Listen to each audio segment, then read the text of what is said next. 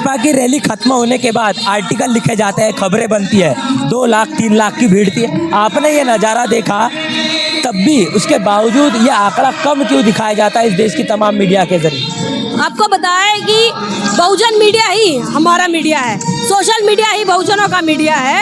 और रात भर लोग यहीं पर थे, रात भर लोग रमाबाई अंबेडकर ग्राउंड में थे, लोग अंबेडकर पार्क में आज हैं, और यहाँ शांति उपवन बुद्ध विहार है, वहाँ पर भी लोग हैं।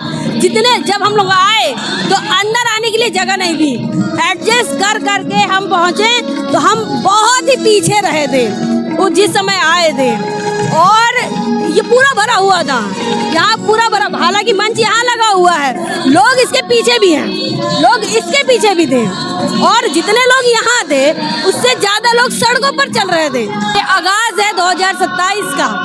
बहन कुमारी मायावती जी ने आज समाजवादी पार्टी जो संगोष्ठी कर रही हैं उसको भी लेकर उजागर किया है, और आज उनके पूरे ओवरऑल भाषण को अगर आप देखें तो पूरे बहुजन समाज का खासा ख्याल रखा गया, और मान्यवर कांचीराम साहब इन्हें याद किया गया है। अध्यक्ष बहन मायावती का संबोधन कार्यक्रम जो यहाँ पर था, जो मान्यवर कांचीराम साहब स्मारक स्थल पर था, वो अब हो चुका है। लोगों का जाना सुनना यहाँ शुरू है।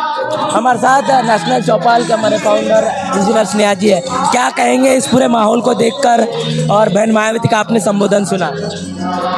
सबसे पहले तो ये बहुत सकारात्मक माहौल है, और आज यहाँ लाखों की संख्या में लोग आए हैं। जितने लोग अंदर थे उससे ज़्यादा लोग बाहर हैं।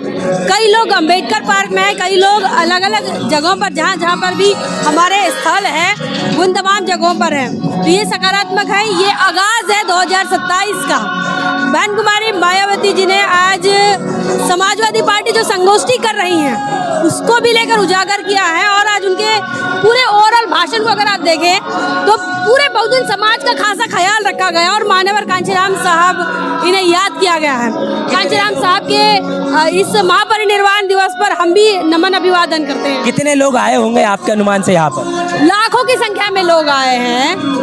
काफ़ी सारे ट्रेनें कैंसिल हुई, काफ़ी बसों को यहाँ पर गोल गोल घुमाया गया, उनको कार्यक्रम स्थल तक पहुँचने से रोका गया। क्या वजह होगी इसके पीछे? देखिए, यहाँ पर भाजपा भी डरी हुई है, समाजवादी पार्टी डरी हुई है। समाजवादी पार्टी ने डर की वजह से संगोष्ठी रख ली, कांचीराम साहब की स्मृति दिवस वो मना रहे हैं। भारतीय जनता पार्टी डर की वजह से, बीजेपी की सरकार ने, एनडीए की सरकार, डबल इंजन की सरकार ने कई और ट्रेन कैंसिल कर दिए, रद्द कर दिए हैं, ताकि लोग यहाँ पर ना पहुँचे, और लोग यहाँ पर ना आ पाए। बहन मायावती जी ने सबको आदेश दिया था कि अपने अपने जिले से, अपने अपने विधानसभा से बस से लोगों को आना है। कई लोग जो है वो अपने किराए से, अपने खर्चे से यहाँ पर पहुँचे हैं। सरकारी ट्रेनों पर जो लोग उम्मीद लगाए रखे थे, वो ट्रेनें जब कैंसिल हुई तो लोगों ने अपने अपने साधन चुने और वो यहाँ पर पहुँचे।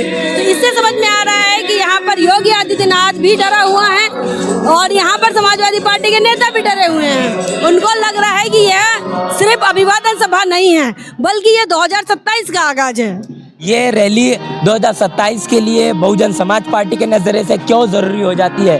क्योंकि बसपा फिलहाल 403 में से एक सीट पर है। देखिए, ऐसा था कि जब 2022 का इलेक्शन हुआ था उस समय कोरोना का काल था, बहुजन समाज पार्टी के पास उतने साधन संसाधन नहीं थे। हमने देखा कि भारतीय जनता पार्टी ने एक बूथ पर एक LCD लगाकर वीडियो कॉन्फ्रेंसिंग करके उन्होंने चुनाव का प्रचार किया, लेकिन बहुजन समाज पार्टी ऐसा नहीं कर पाई थी। वहाँ पे जो प्रोटोकॉल थे, वो कोरोना काल के जो प्रोटोकॉल थे, उस प्रोटोकॉल की वजह से बहुजन समाज पार्टी समाज में नहीं निकल पाई थी। उसके बाद अब 2027 को लेकर आम जनता को बहुत उम्मीदें हैं बहन मायावती जी से। बहन मायावती जी को लोग जिंदा देवी मानते हैं, पूजते हैं, और वो चाहते हैं कि बहन मायावती जी की सरकार वापस सरकार वैसी बने जो सभी के हितों का ख्याल रखे, सर्वजन हिताय की बात करे, सर्वजन सुखाय की बात करे।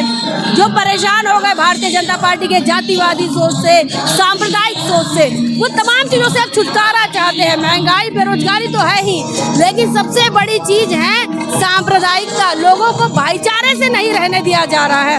आए दिन हिंदू मुसलमान, आए दिन पत्थरबाजी, आए दिन मंदिर मस्जिद, ये तमाम मुद्दों से अब बाहर निकलना चाहते हैं। लोग चाहते हैं कि डेवलपमेंट हो और संवैधानिक मूल्यों की बात हो, और ये इसीलिए ये 2027 का आगाज इसे कह सकते हैं, या फिर 2027 के इलेक्शन की हम तैयारी से मान सकते हैं। परम जी, बसपा की रैली खत्म होने के बाद आर्टिकल लिखे जाते हैं, खबरें बनती है, 2 लाख 3 लाख की भीड़ थी।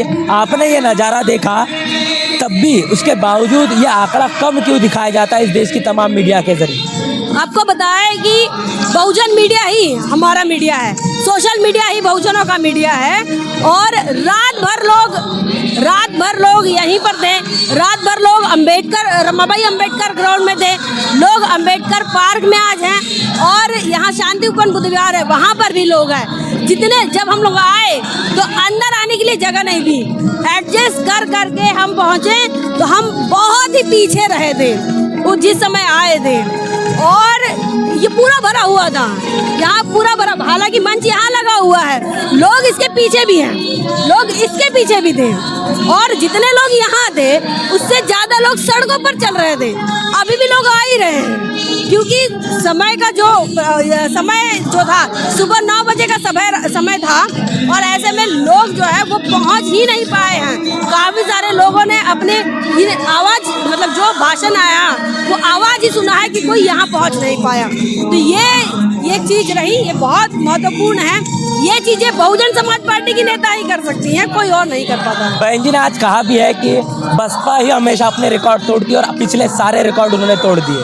हाँ, देखिए, बहुजन समाज पार्टी और बहन मायावती जी की जो रैली होती है, बहन मायावती जी की जो रैलियाँ होती है वो रिकॉर्ड तोड़ होती है। और आपको बता दें, ये रैली के बाद हमें अपने आप में ये एहसास हुआ कि यह जो रैली है यह रमाबाई अंबेडकर में ही होना चाहिए थी, क्योंकि ये उत्तर प्रदेश की रैली थी, राज्यव्यापी थी, लेकिन यहाँ आपको हम बताएं, महाराष्ट्र के लोग आए हैं, यहाँ मध्य प्रदेश के लोग आए हैं, यहाँ छत्तीसगढ़ के लोग आए हैं, उत्तराखंड के लोग आए हैं, बिहार के लोग आए, हरियाणा के लोग आए हैं, अपने खुद स्फूर्ति से आए, जबकि उन्हें कहा गया था कि ये सिर्फ यूपी के लोगों के लिए हैं। बहन जी को देखने, बहन जी के सम्मान में लोग अलग अलग राज्यों से यहाँ पर पहुँचे हैं। तो ये रैली जो है ये यहाँ बहुत सफल हुई, बहुत ज़्यादा सफल हुई, लेकिन लोग अंदर तक नहीं आ पाए, लोग सड़कों पर ही खड़े रहे, इतनी ज़्यादा भीड़ थी।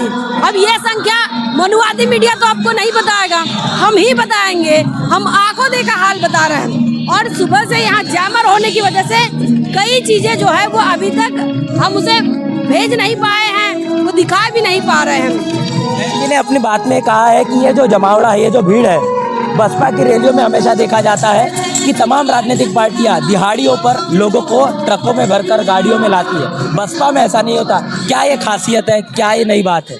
देखिए, बहुजन समाज पार्टी हमेशा से ये कहती है कि बहुजन समाज पार्टी सिर्फ राष्ट्रीय पार्टी नहीं, सिर्फ एक राजनीतिक दल नहीं है, वह एक मूवमेंट है, सामाजिक परिवर्तन का मूवमेंट है, सामाजिक आंदोलन है।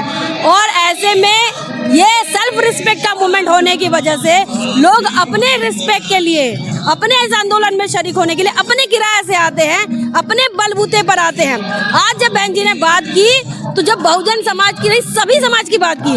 आपको बताया, बहन जी के भाषणों में व्यापारियों की बात हुई है, दिहाड़ी मजदूरों की बात हुई है, दलितों की बात हुई है, आदिवासियों की बात बहन जी ने की है, सच्चर कमीशन की रिपोर्ट की बात बहन जी ने की है, मुसलमानों के समर्थन में बहन जी ने बात किया है, अल्पसंख्यकों के हितों की बात की है, अपर कास्ट में जो लोग बैकवर्ड है उनकी भी बात की है। ओवरऑल आप देखो, पूरे देश के अंदर अलग अलग नेता हैं, सब नेता जो है, अगर आप अखिलेश यादव को देखेंगे तो वो विशेष जाति की बात करते हैं, योगी आदित्यनाथ को देखेंगे तो उन ठोकों की राजनीति है, वो भी विशेष जाति की बात करते हैं, सवर्णों की बात करते हैं, अपर कास्ट की बात करते हैं। जब बहन मायावती जी बात करती हैं, सर्व समाज की बात करती हैं, सभी के, आज उनके पूरे मुद्दों में मानवर कांचीराम साहब के अभिवादन दिवस पर बहन जी ने सभी समाज का सम्मान करते हुए सभी समाज की दिक्कतों और परेशानियों से दूर करने की बात की। उन्होंने कहा 5वीं बार सरकार बनाएंगे, 5वीं बार जब सरकार बनेगी तो दलित, आदिवासी, पिछड़ा, अल्पसंख्यक सभी के हितों का काम फिर से किया जाएगा, सर्वजन समाज का काम किया जाएगा, अपर कास्ट के जो गरीब लोग हैं उनके हितों का भी काम किया जाएगा। बसपा और खासतौर पर उत्तर प्रदेश के जो लोग हैं, बहन जी के शासनकाल को क्यों याद कर रहे हैं? क्यों योगी का ये राज उन्हें पसंद नहीं आ रहा? अखिलेश यादव का भी जो हुआ राज है वो उनको ठीक नहीं लग रहा। देखिए, भारत के आज़ादी को 75 साल हो गए। इन 75 सालों में जो बहुजन समाज पढ़ा लिखा नहीं था वो आज पढ़ लिख गया है। जो बहुजन समाज को समझ नहीं थी आज वो समझने लगा है, संवैधानिक मूल्यों को समझने लगा है। आज के बहुजन समाज के युवा, नई पीढ़ी, पढ़ा लिखा वर्ग, इंटेलेक्चुअल वर्ग ये जानता है कि संवैधानिक मूल्यों की वजह से ही हम सुखी रह सकते हैं, हम संपन्न रह सकते हैं, हम समृद्ध रह सकते हैं। और अगर संवैधानिक मूल्यों की अगर बात नहीं होती है, संवैधानिक मूल्यों के साथ छेड़छाड़ होती है तो ना दिक्कत है। ये भारतीय जनता पार्टी की सरकारें संवैधानिक मूल्यों के साथ छेड़छाड़ करते हैं। आपको बता दें कि ये आरएसएस और भारतीय जनता पार्टी के माध्यम से भारत के संविधान को कैसे गलत इंटरप्रेट किया जाए इसके लिए अलग अलग कार्यक्रम चलाते हैं। और भारत की जनता ये जानती है, खासकर बहुजन समाज का समाज ये जानता है कि भारत का संविधान लागू होगा तभी आका दलित सुरक्षित हैं, तभी उसकी सुरक्षा होगी, उसके जान माल की सुरक्षा होगी, उसके मान सम्मान की सुरक्षा होगी। इस देश के आदिवासी के जान माल की समस्या जो सुरक्षा है वो इस देश का संविधान करेगा। इस देश के अल्पसंख्यकों के जान माल की सुरक्षा, उनके मान सम्मान की सुरक्षा संविधान करेगा। और यही बात है जो संविधान को अपना घोषणा पत्र मानता है। ऐसी कौन सी पार्टी है संविधान को घोषणा पत्र मानने वाली? सिर्फ बहुजन समाज पार्टी है। बहन मायावती जी ही एकमात्र नेता है पूरे देश के अंदर जो कहती है कि हमारा अपना कोई घोषणा पत्र नहीं है, हम अपनी कुछ चीजें लागू नहीं करना चाहते हैं, जो चीजें बाबा साहब अम्बेडकर ने संविधान में लिखा है उसी को हम लागू करेंगे। और यही कारण है कि लोग चाहते हैं कि देश के अंदर अमन हो, देश के अंदर चैन हो, देश के अंदर भाईचारा हो। जिस प्रकार से लोगों के साथ भेदभाव करके जाति धर्म के नाम से अन्याय, अत्याचार, उत्पीड़न, मॉब लिंचिंग देखी जा रही है, इस तमाम चीजों पर रोक लगाना चाहते हैं। लोग चाहते हैं नए पीढ़ी की बात हो, नए भविष्य की बात हो, और वो चीजें भाजपा की सरकार में मिसिंग है। और यही कारण है कि अब लोग चाहते हैं कि बहन जी जो है वो 5वीं बार आए। तमाम चीज़ें हमने समझी है। आज के पूरे रैली में बहन मायावती ने ऐसा कोई मुद्दा नहीं छोड़ा जिस पर उन्होंने अपनी बात नहीं कही है। इस पूरी की पूरी चर्चा बातचीत को लेकर आपकी क्या राय, आपकी क्या प्रतिक्रिया लिखकर कमेंट बॉक्स में जरूर बताएं। बने रहे नेशनल चौपाल के साथ, मिलते हैं वीडियो में, तब तक के लिए जय भीम, जय भारत। बहुजन समाज की हर खबर पाने के लिए चैनल को सब्सक्राइब करें, लाइक करें, शेयर करें। नेशनल चौपाल को बचाने के लिए ज्वाइन बटन क्लिक करके चैनल की सदस्यता लें और चैनल को आर्थिक मदद करें।